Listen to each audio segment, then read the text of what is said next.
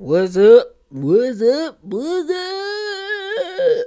Hey y'all, it's me Keisha, and I'm here with my Love and Marriage Huntsville season 10 episode 9 review. So the show is back after being gone on hiatus for a few months. And in this episode, Trisha is seen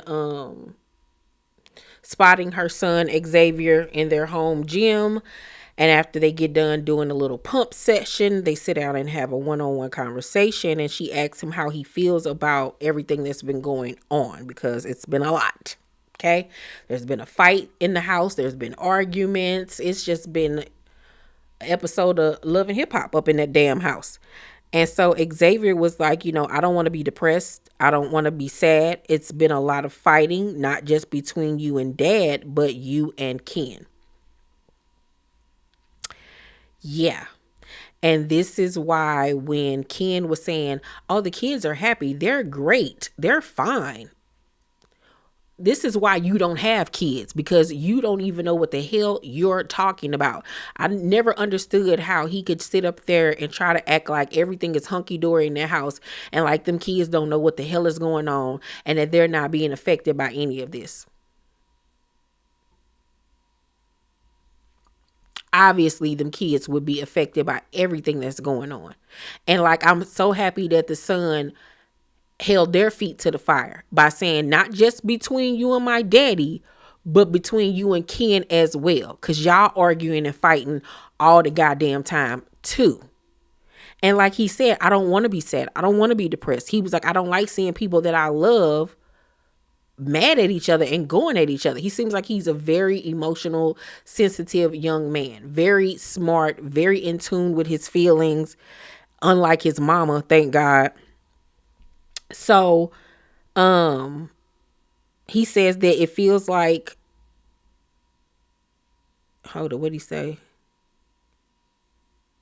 He said he feels like it's things that you shouldn't say because it hurts him. And he says he doesn't like negative words towards her or his dad. At some point, he felt like he couldn't even talk to her. And that's sad. It really, truly is. Because Trisha is just a wall, a brick wall. She's so closed off. She just doesn't seem like she's there. She looks like she's physically there, but mentally and emotionally and spiritually, she seems like she is elsewhere. It seems like she has, I don't know, she just doesn't seem present in life. It seems like she's living and existing, but not really living, if you know what I mean. And after hearing this conversation between her and her son, I'm like, what is the common denominator here? Trisha. Trisha's the damn problem. She got beef with her ex. She got beef with her current man. Her son is disappointed in her behavior. Like, you're the problem, ma'am. You're part of the big issue that is going on in your life. Nell talks to Chris and tells Chris that Destiny wants to date their godson, Twan. And Chris is flabbergasted by this. He like, what in the hell is going on? This is what we doing. We just swapping. That's what we doing. We playing wife swap. Really? And she also goes on to tell him that Lance gave his blessing for them to hook up with each other. And he just shake his head. And I'm like, I'm right there with you, Chris, because this is just so ghetto and ratchet. It's just a mess. It's so nasty. And the fact that you even talking about you give your blessing, it's like they treating you like a pass around, Destiny. But she's so goddamn stupid. She don't even seem like she care, pretty much. She just, I don't even know, man. So Chris wonders, is Destiny doing all of this to be petty, or does she genuinely like Twan? I think it's both. I think that she likes him. She finds him to be attractive and she want to see what's up. But I also think that a part of her wants to get back at Lance and be like, see, aha, this is what you could have had, but you was on some BS. Very much so. So, Nell tells him that Destiny told her that Letitia said she knew Lance had a baby on the way when they were at the reunion last year. And he was like, no, that's not what happened at all. She was like, exactly. Like, I don't know why she keep on talking about me and what we got going on. Like, Tisha need to worry about what she got going on. And I 100% agree with that. And my thing is, if she did know, what does that really change about this whole scenario? If she did know about the baby, once again, what does this change? It's not her place to run and tell Destiny. Destiny and Lance made the decision to holler at each other as grown ass people. You decided to date my son. Once you cross that line, I am out of it. I ain't getting involved. You already know what's up, the consequences on both ends. I don't want no parts. So even if she did know about the baby, and so what?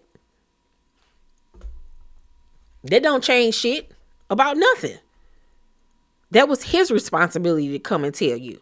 So all of that, she knew about the baby. She knew. And if I did, what? Who gonna check me, boo? Oh, okay. That's what I thought. Fuck. So, Destiny goes out with Twan. And he an alright looking dude. This is my first time ever really like looking at him. He kind of scruffy a little bit. But he alright looking. He look better than Lance to me. You know. I guess because Lance so small and petite. He just a little cute little old Yorkie. So she says that this is a business lunch because she needs somebody to protect her body. Protect her body from what? Girl, Destiny, ain't nobody thinking about you. Ain't nobody thinking about harming your ass. You do not need no goddamn security. And what you gonna pay him with? Because Madonna for sure ain't lying in your pockets. Is you still over there in that closet working out in that damn closet at the storage unit? Girl, get somewhere and sit down. Just be real about it. You wanted to meet up with him to see what's up with that dick. What that dick do? So she brings up immediately her liking him. Because that's the reason why we're here. And he asks, did she talk to his mama? The fact that he even calls Nell his mama says everything about this situation and that this is trifling and that y'all should not be doing this. It just simply is. It's way too much baggage there. It's messy as hell. It's just messy. No matter which way you break it down, this is messy. It's messy. It simply is. It simply is. And then he goes on to say that Nell asked, did they smash? And Destiny was like, see, she is so, nosy and messy. She needs to mind her business. I mean, it's an honest question to ask because how you going to go from my son to his god brother? Like, what are we doing? What are we doing here, Destiny? You're that girl? You just homie hop? Because that's what the perception of you is going to be moving forward, that you don't give a fuck. You don't give a fuck. And once again, for me, it's the audacity because you had such an issue with Sonny and you turning around and doing the same goddamn thing. But okay, girl. So Destiny says that she needs somebody who can accept her for who she is because she's a lot of different people. Sir, this lady is giving you every chance to run for the hills, and you are not taking heed to the warning signs, okay? These are all red flags. She said that she needs somebody to accept her for who she is because she's a lot of different people, meaning she has split personalities. That bitch need to be put under 5150, bitch. Put her ass in the hospital bed next to Britney Spears. Nigga, if you don't run, it's a reason why LeBrick can't stand her ass and then took her to court for every situation under the sun. The bitch is crazy. It's giving thin line between love and hate. Lynn Whitfield. Okay. She done warned your dumb ass. And he says that he wants to build a friendship with her outside of the business end of things. Of course you do. Of course you do. Now, if she didn't fuck Lance, she for sure gonna fuck him. She's going to fuck him. He gonna tear her back out. Watch what I tell you. Watch what I tell you. She gonna be dickmatized by that nigga. Dickmatized. Ain't he outside of doing bodyguarding? Is he a trainer or something? He ain't got no money. All he got is dick and a dream. Baby, he is a hobosexual, okay?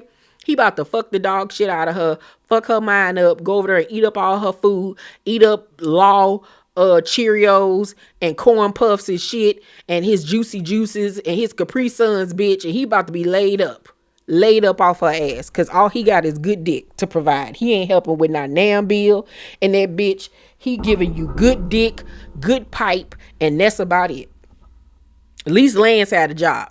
Lance is tired. Lance is working on the railroad raising these kids, okay? He got a 401k. He got a nice little savings, you know. But Twan, first of all, the nigga name is Twan. The warning signs be there for you guys. Y'all need to start paying attention. I'm not dating no nigga named Twan in my late 30s, early 40s. It's just not happening. That's a restraining order just waiting to happen. His name is Twan, aka problems. Okay? Bullshit. Games. Lies. Unemployment. Funky gym clothes. Girl, but that's what you get, bitch. That's what you get for fucking around with family members. That's what you get. I don't feel sorry for her at all. At all. Because that's what you get.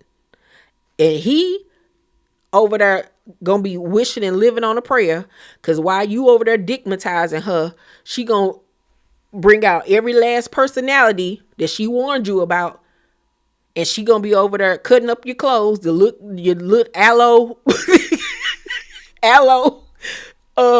exercise outfits, bitch. Okay, she gonna be tearing that shit up. She gonna be popping up at the gym and shit, mad because you training bitches. She gonna be trying to fight you and hit you in the head with dumbbells and shit. She gonna be locking you out the house, putting the stove up to the door so you can't get in at night.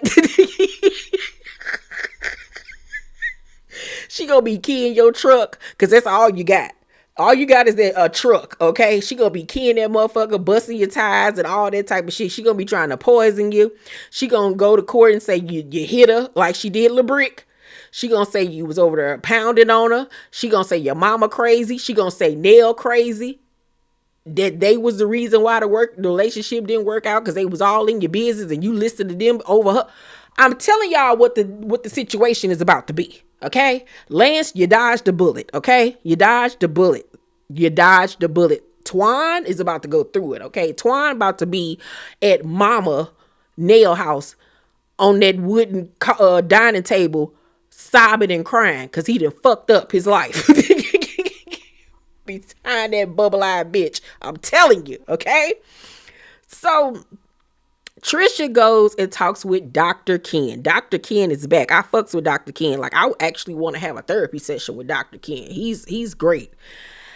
And she talks to him about the fight that her and Ken had. And she asks, not Ken.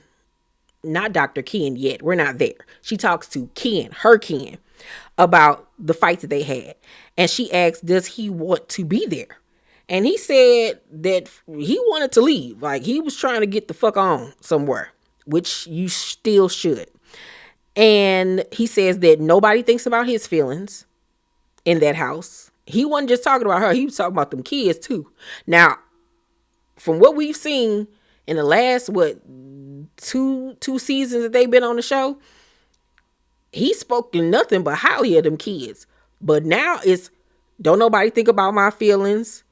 He said that when he's upset, he still treats them the same, but when she's mad, he probably won't even get a meal that day, and that they all give him the silent treatment. Oh, he telling it now. That's how you know he getting tired, because he even talking about them damn kids now. He's sick of them little motherfuckers. So she says that sometimes she don't even be mad. She just be quiet and thinking about stuff. And he was like, nah, I don't agree with that. I don't agree with that at all. I don't know Trisha, but she does seem like she's a person that is constantly in her head. And she just has a resting bitch face and a worried face. So I can see her just ruminating and thinking about things. But I also agree with him that she is the type that just sit up and be mad. Very much so. And he says in order for them to work, that therapy is most definitely needed. I personally feel like if you got to do all of this for a relationship, it's not meant to be. It's not meant to be. If y'all going into a quote unquote engagement or marriage with all of this, what the fuck are you trying to get married for? This is how people ruin their own life, because the warning signs be there that this is not your person.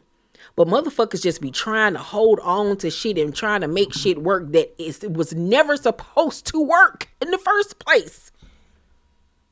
They be literally trying to fit triangles into fucking circles and squares and shit. Like, oh my God, my goodness gracious. So Trisha goes to see Dr. Ken, and she says she feels like her life went down after her parents passed and her sister passed.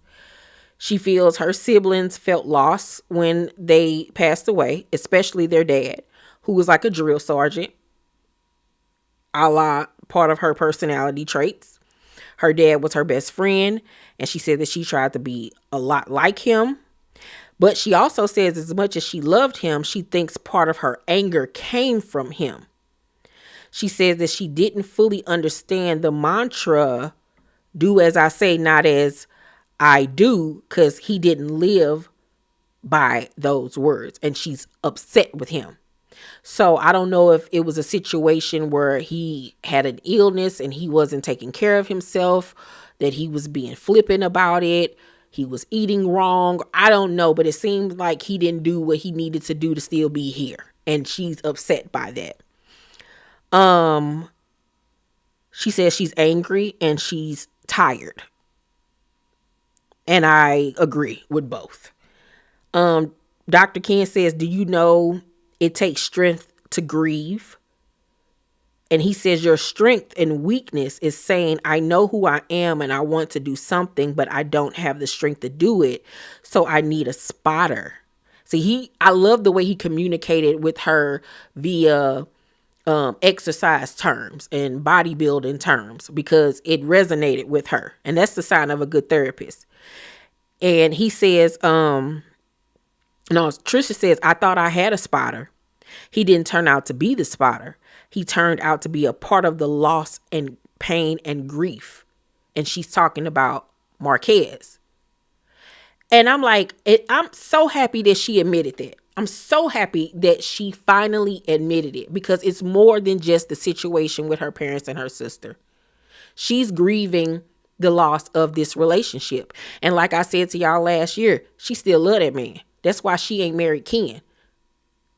Ken is a placeholder. Ken is a security blanket. Ken is her financial dependency. Okay.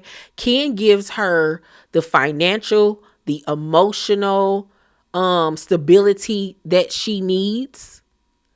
But Marquez gives her the spice, the excitement. He probably got good dick. You know what I'm saying? Ken don't look like he got no good dick. But yeah, she very much still has feelings for Marquez. That's why she gets so riled up when she's around him. That's exactly why. There's still so much passion there between the two of them. And her finally admitting that she's hurt by the fact that he left. But I also don't think that Trisha wants to take accountability for what she did to make him leave. she's never going to take accountability for the fact that you was out here dipping and dabbing and cheating. That'll be too much like right. She doesn't seem like the type that likes to take responsibility for the things that she does. She says that she doesn't like to get close to people in fear of losing them. She's lost trust in people overall. And Dr. Ken says, I'm going to ask you to do this. And it's going to require you to trust yourself, to trust somebody that you are emotionally close to. We're going to have some role reversal so they can, or you will allow them to take care of you. Then you will begin to see the strength that lies in what you think is weakness. You're being very strong right now when you don't have to be. And that really stuck with me, because when he said, so they can, or you will allow them to take care of you, then you will begin to see the strength that lies in what you think is weakness. This is where I'm like, you ain't getting the full details of what's going on, Dr. Ken, because she's being very well taken care of financially. She's being well taken care of financially. And the reason why she's not being taken care of emotionally is because she is not willing to open herself up emotionally to Ken and be vulnerable in that way, because her heart isn't in it. Her heart is elsewhere. Her heart is still with Marquez. No matter how much she liked to sit up here and say she can't stand him and she just wanted to be over. I just wanted to be over. If you wanted it to be over, it would have been over as soon as he left and dotted that door.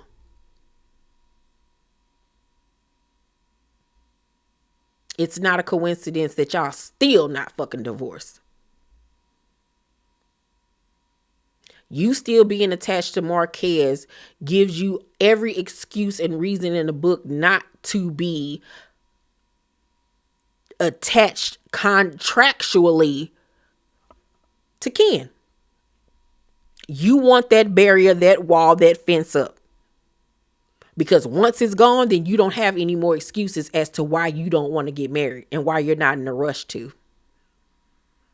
And Ken just so goddamn filled with steroids, allegedly, just a joke, that he don't want to face reality. He's still trying to make fetch work.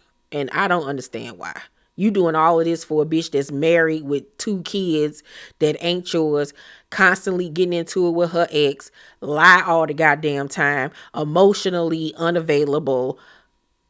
Like I said, she must have a pussy of gold over there. She must be giving him that sloppy toppy Korean Steffens type head, because girl,